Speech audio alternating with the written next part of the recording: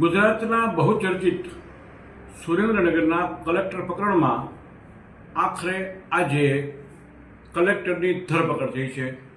રૂપિયા 1500 કરોડના કૌભાંડમાં સુરેન્દ્રનગર જિલ્લા કલેક્ટરની ઈડીએ ધરપકડ કરી છે. આ પ્રાથમિક અહેવાલો અત્યારે મળી રહ્યા છે ત્યારે ટોટલી જમીન સ્કેમનો આ મામલો છે. આજે કલેક્ટર કક્ષાના અધિકારીની ધરપકડ થઈ છે. આઈએએસ અને આઈપીએસની ધરપકડમાં સૌરાષ્ટ્રની વાત કરીએ તો અગાઉ ભાવનગરના આઈએએસ અધિકારી પ્રદીપ શર્માની ધરપકડ થઈ હતી ભાવનગરમાંથી, અને ત્યારબાદ આજે સુરેન્દ્રનગર જિલ્લાના આઈએએસની ધરપકડ થઈ છે. ઈડીએ દરોડા પાડ્યા હતા અને ત્યારબાદ આ સમગ્ર કાર્યવાહી થઈ છે. ગુજરાતના બહુચર્ચિત આ પ્રકરણમાં આખરે હવે જોવાનું એ રહે છે કે આની પાછળ અન્ય કોણ કોણ લોકો સંકળાયેલા છે.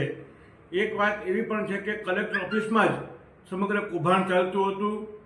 તમામ રેટ નક્કી કરવામાં આવેલા હતા. કેટલી જમીન ઓકે કરવાથી કેટલા પૈસાના હિસાબો થાય, તે બધી જ વાતો આ ઇસ્યુમાં બહાર આવી હતી. દરમિયાન આજે કલેક્ટરની ધરપકડ થઈ છે ત્યારે સમગ્ર મામલો વધુ ચર્ચાસ્પદ બન્યો છે.